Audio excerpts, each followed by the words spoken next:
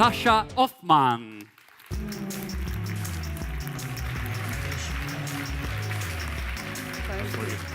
Thank you, Sasha. I'll see you later for the questions. Thanks. Yeah. Welcome. What I love so much about startups is really how fast-paced that they are, and how when I meet entrepreneurs, I feel like I'm seeing the future. So I'm in a room with a lot of students, so I must ask the question, how many of you would like to either join a startup or start a company at some point? Okay, good. I see the future in this room. So today we're going to talk about a couple of things. One, the on-demand economy. How many of you use your smartphone to order something? Exactly. And we're going to talk a little bit about how design and purchasing should impact those of you who want to start companies. How should that impact, based on who your buyers are, what that should look like, some case studies. And then lastly, some insights around starting a company from someone who's both started one and worked for some other companies. Please learn from my mistakes. So starting first with the explosion of on-demand. So the on-demand economy really refers to being able to get something immediately. I'm sure all of you are familiar with this. If you've ever ordered a car, you've ordered food, you've pretty much used your smartphone to get this. So this is Adriana, and she's an example of someone in the US who, to be honest, this actually looks a lot like my typical day. You get up in the morning, you check your fridge, and I take out my phone. The average person uses their phone or taps it 42 times a day now. And the first thing I do is I look in my fridge and I see if I need groceries.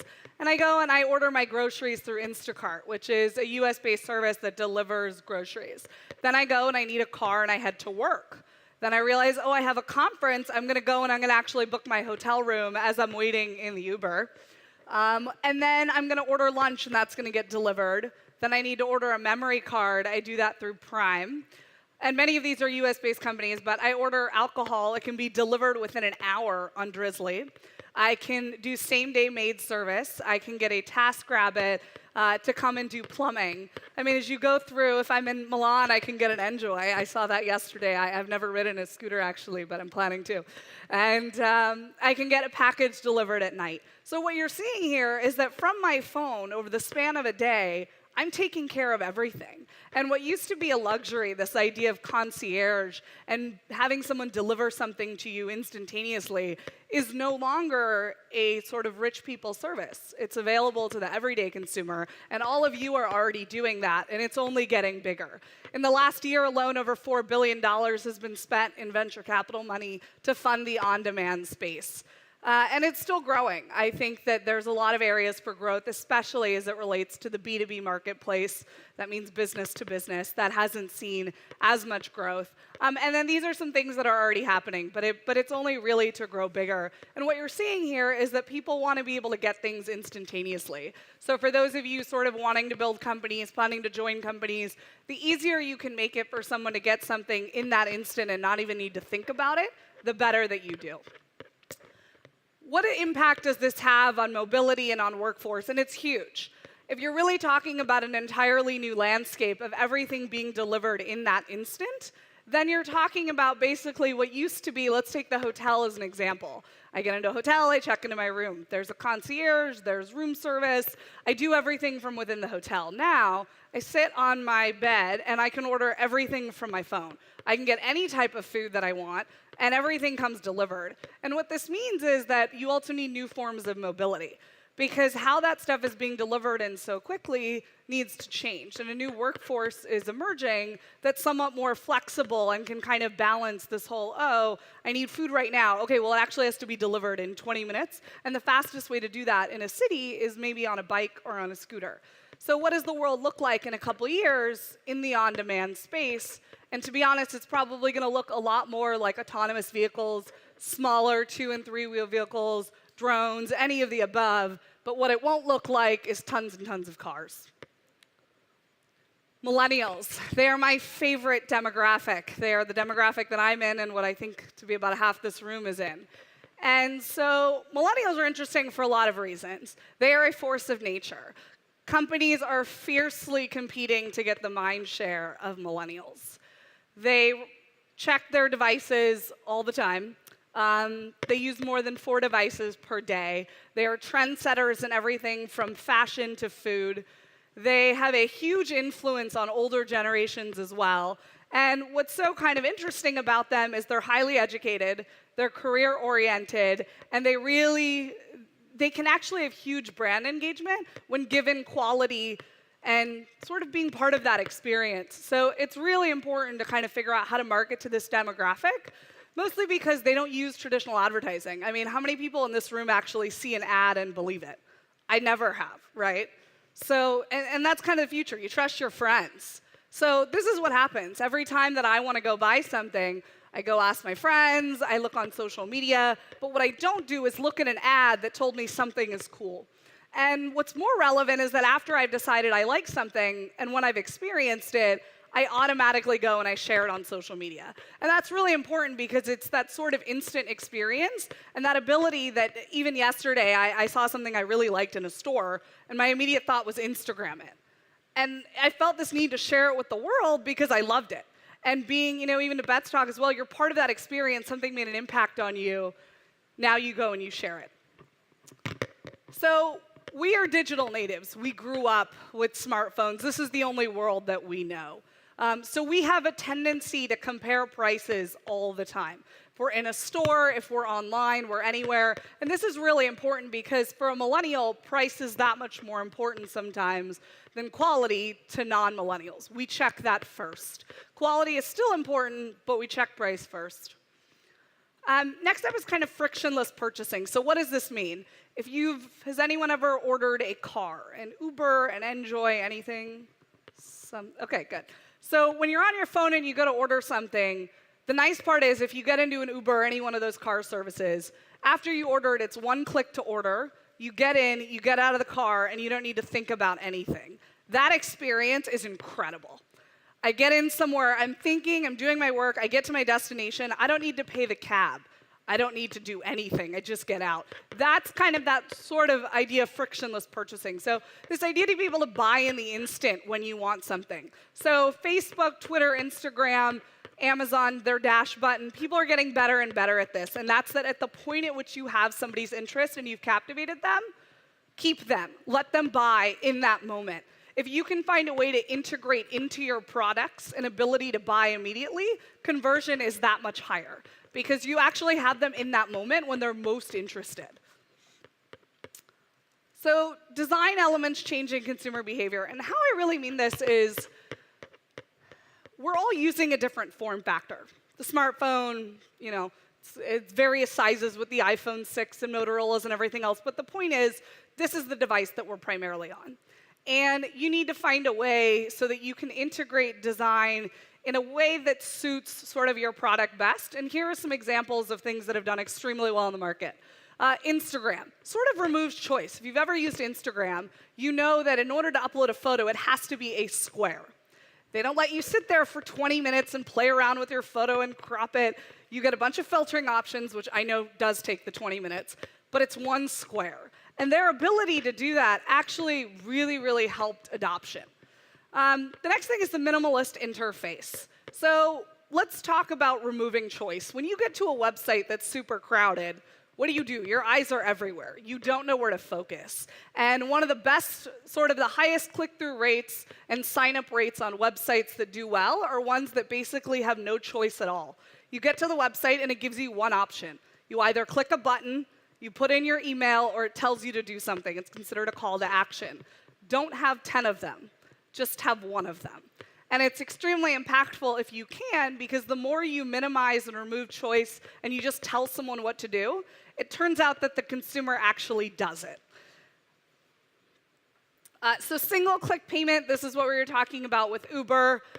There is no reason anymore to make anyone go through a multi-step process. I certainly don't like to go to a checkout where I have to, sit there and write in my name and my email address and my credit card information every time. Find a way to make everything one-click payment. You put it in once, it memorizes it, and you never need to think about it again. On top of that, when used in places like restaurants or otherwise, it actually ends up creating tips that are larger because people come there and they don't even think about it. It's all automatic. Intuitive gestures, Tinder, various dating sites, this sort of idea now of being able to animate and use gestures as opposed to just saying yes or no. So find ways within your product to actually bring in an animation component. And then lastly, single sign-on. It's important, I don't know about everybody else, but I pretty much use my Facebook login for absolutely everything. There was once this time where I had a file that had 280 email password combinations for different sites that I was part of. And it got to the point where I was just like, this is horrible, and where am I going to carry this around? We've entered a world where you want one single sign-on, if you can, because nobody wants even the headache of adding an email and password. Our society has become completely impatient. I mean, the idea of something taking longer than 2 seconds to even load is a nuisance. So if you can find a way to make that sign-on process one step simpler, that makes your adoption of your product that much better. I'm going to let that go. So for kind of lastly, I want to talk a little bit about insights of starting a company. So sort of 4 things to think about. 1, learn from other people's mistakes. I worked for several companies prior to starting my own, and not all of them succeeded, although they are still in business. So I guess that's fine. But what I learned was so great, because I learned somebody else's mistakes on their dime. And I think that that's so important. If you've got a great idea and you want to start it tomorrow and you've never worked for a company, go for it. But if you have an opportunity to actually go and work for somebody, it's really great. And if it's the worst experience you've ever had, I promise it's still a learning lesson that's helpful later. In fact, the more bad sort of experiences I've had, the better they shaped how I could be a manager and run a company, because I was like, wow, I never want to do any of this. So it works out pretty well. The next thing is around that not everyone is going to be Mark Zuckerberg. I am never going to be Mark Zuckerberg. That's okay. And I think that it's important to know that you can still build something great, but you should start a company not because you want to be Mark Zuckerberg, but because you're very passionate about something and there's a real problem to solve. Most startups take a while. They don't just exit overnight. A lot of the companies I was part of, it was several years. It's going to take time. If you're not excited to do something for 5, 10 plus years, there's a lot of grind before there is an exit. And so you want to be part of something that you're really, really excited about. Next, build things that people actually want. You don't want to need to sell your product. You want your product to sell itself. You want something that gets so viral because people are so excited about using it. It's so simple. It's user-friendly. People want it. That's the best type of product that you could ask for. So when you actually go to build something, show it to people. If they don't get it, don't take it personally. Just change it. That product iteration process, I sort of do this thing where when we start our company, we do everything in sort of small frames. So we have an idea for, let's just say, a new type of travel concept. We'll very, very quickly get something out the door, and we'll get feedback on it. And that's the best possible way that you can start. And even if everyone absolutely hates what you're doing, that's actually really great for you to know. Why should you go down the path of something that nobody actually is going to buy? And then from there, I would say kind of my last learning is when you're ready to start a company, go. And just try it. I think that you can't sit around dreaming all day. I definitely procrastinated prior to starting a company, and I think it's important to actually just try it. And today, especially because of a lot of the software and tech that's out there, you can get something out the door really, really cheaply and in not much time, and you can test it. And you don't need to have huge results or build a huge company to really get started. You just need to see if somebody wants what you're creating, if it solves a real problem, and has a product market fit. And once you do that, you can grow from there. The other thing I would say is there's so many resources now, especially overseas as well. Take advantage of them. On a regular basis, I'm part of some various incubators and accelerators. We love having international candidates. And I know Milan is way more fashionable than Boston. But that being said, there's a lot of great places where you can harness the knowledge. Startup communities in the UK, in Israel, in the United States. There's so many places you can go. And there's tons and tons of free money and mentor networks. And I would highly suggest, if you're going to start something, to look into one of those places. Even if you go there for just getting a ton of knowledge, 4 months later, come back and build your company in Italy. But thank you.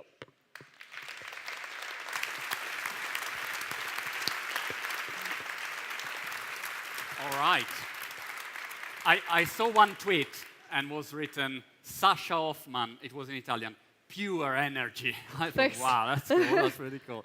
And I switch in Italian 1 second because I want to do a quick recap of a couple of points that you made, and I think it's very important for especially students probably.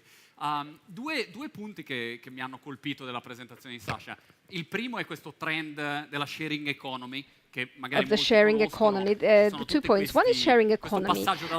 This passage, this shift from property to instead just using the product. And I have seen an initial slide with all of the brands and Uber and so on. The good news is that these services will be arriving later. The bad news is that 80% are not in Italy yet.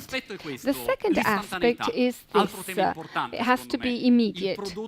So the sooner you get the product, the better it works. And this is another important aspect. And then other aspects on startups, entrepreneurship, to do as much experience within a company as possible before you launch a startup.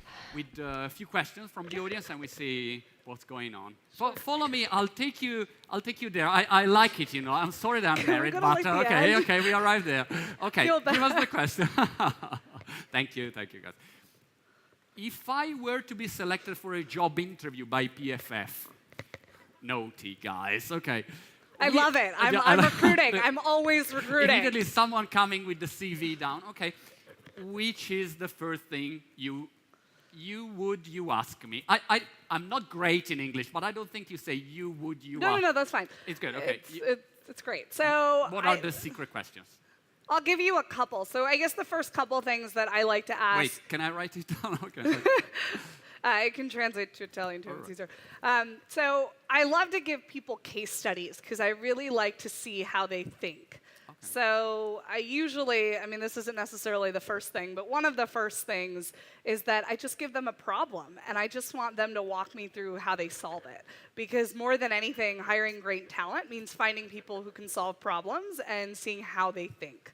Okay. So you don't, but do you read, that's an interesting question, I think.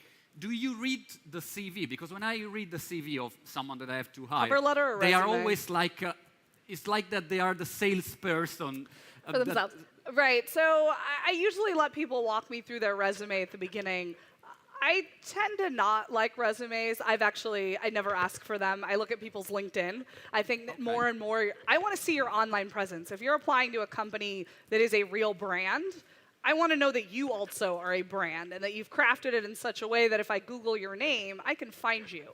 And whether that's LinkedIn or that's Facebook or Twitter, Instagram, however you like to be on the web, I want to know about it, and I want to know what you're talking about and how you think. I want to know if you're social and engaging, because we live in a world that's global and very engaging. And if you don't know how to engage with your audience or just other people in general, probably not going to be much help to us. Okay. Quindi importanza di costruire una propria presenza online, that's good. Yeah. So yes, the importance of having a strong online presence. All right, I want to come with me down. Come with me down. That I take you to the other part. Otherwise, no one. Okay, starting from your experience, education. Learning on the job. Or learning on the job, yeah. Yeah, so I studied economics and political science, and I've never used it a day in my life. I did take an accounting class, which I highly recommend. I love it. Okay. But learn it on the job. I think my biggest recommendation to anybody who's still in college and not, what month are we in? Oh, you're not graduating soon. Is to take as many internships as you possibly can. I think the world is changing so fast right now that, frankly, most schools aren't keeping up. And the classes that you're going to take, the textbook is already outdated by the time that you're reading it. And the best knowledge that you can get is on the job. People love students. Free interns is like my favorite thing on the planet. And so if you go... I mean, the best way that you can cold call anyone. I have stalked people outside of office buildings to get meetings. I send them LinkedIn messages. I'll send them like free coffees and they need to figure out who it's from. I mean, find a way to get in front of the people that you want to get in front of and get a job that you like and try. I mean, over the course of college, I think I had 8 internships. Greatest thing I ever did because by the time that I graduated, I actually knew what I wanted to do. And so I would highly recommend going and doing that. And then once you're actually on the job, a lot is self-taught. I think that you should take it upon yourself once you're there to sort of be a trendsetter. That's actually what I love so much about Millennials and about the social media, is that you often see that all of this was just created by young people. And they figured it out themselves, and they looked at it and they said, this is a problem, how do we fix it? And they just did it themselves. So I also think, yes, you'll learn on the job, but you should also create the stuff that other people then want to learn from you about. Cool. Let's check the next question. What are the mistakes that entrepreneurs often make in their startups? Any advice? Oh, I have so sorry, many. let me I ask can talk about this all day. Any startupper in the hall? It's a couple. Someone. All right. Want to decide? It'll be more Anyone of you launching at a some startup? point. Okay. What sector? What sector are you in? Tourism. Okay. Awesome. It's a competitor. Travel. It's a yes. competitor. No competitors. Okay. So a couple of things. The thing that actually brings down the most startups is the team. And it is the biggest driver of both your success and likely your growth. And so the biggest mistake that people often make is who they partner with. And I refer to startups, especially the founders, as a marriage. You are stuck with them. Hire well. Hire the people that are good for you, and hire slowly and fire quickly. And there's some people who will disagree with that. That's okay. But in a startup, it's do or die every single day. You are resource constrained and you need to innovate, and the people are your biggest asset. So hire the best possible people that you can find. I also think a talent bed that a lot of people don't tap into is frankly corporate. A lot of the bigger corporate companies have this incredible talent, and not everyone always sources from there. They source from other startups. Look there, because there's a lot of unhappy people there, and you can bring them over to startup life. Again, I'm recruiting. So I think one other thing, when you first get into the startup, there's good and bad days, as I'm sure everybody has. But sometimes you get discouraged when you see customer feedback that isn't great, or you're just like, why isn't this working? And you're banging your head against a table. I do this every other day. So you just got to figure out what the problem is. Talk to as many customers as you possibly can. There's sometimes fear in the beginning of talking to them. They don't like it. You're like, oh, I'll teach them how to use this. The fact of the matter is, if you need to teach anybody anything, you're not in business. So use this opportunity to talk to as many people as you can, get as much feedback in advance of really blowing a product out the door. And then once you have really good we call it product market fit, then you can really scale something. I really wouldn't like to meet you when you're angry or to argue with you. I mean, I don't think that would be a good day when you're angry. I'm sure about that. So, all right, good. And fire fast. I mean, that's a good tip. In Italy, I think it's difficult. With unions, it's really hard. It is. I mean, the reason why they say that in startups is because if you have a 10-person team, and let's say your CTO doesn't work out, that's a really critical role. And I think that this stays like this up until you're even 150 people. Every person matters so much. Look, if they're dead weight, it doesn't mean they're not necessarily good at their job. It might also just be a fit problem. If I'm surrounded by the same 10 people all day long and one person isn't a good cultural fit, they're not really good for the company in the long run, and everybody should put the company first, not just the founder, all of its employees as well. Right. I also like the idea of doing a lot of experience, also because it's good for networking. I mean, you meet a lot of people, so you learn and you create contacts. I think it's good. I think people love hearing from students. I mean, I probably get, 50 to 100 emails a week, but I would honestly recommend reaching out to people that just look interesting from their resume and just offering to buy them a cup of coffee and learning about what they do. Because there's so many jobs that it's really hard to just Google. It would be really difficult to Google my role. Like, I'm not even sure that I could define it. So it's go out there and just talk to people who kind of look like they're interesting and hear their story, because every interesting person also knows other interesting people. And my favorite thing to do at the end of a meeting is ask somebody who I should go meet.